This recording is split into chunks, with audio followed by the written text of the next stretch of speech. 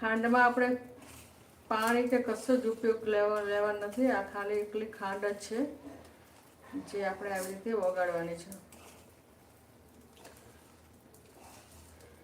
આને આપણે ધીમા તાપથી જ ઓગાળવાની.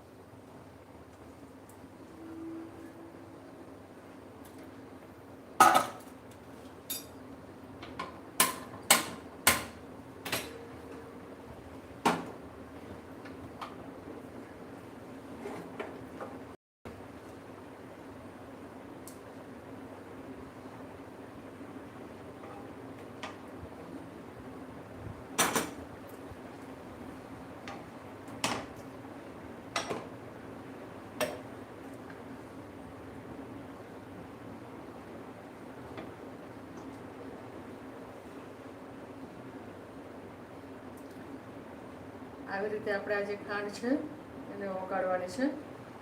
અને તાપ આપણે એકદમ ધીમો રાખવાનો છે. થોડી વાર લાગે પણ તાપ ફૂલ કરવાનું નથી, નહીંતર આ જે ખાંડ છે એ કડવી લાગશે.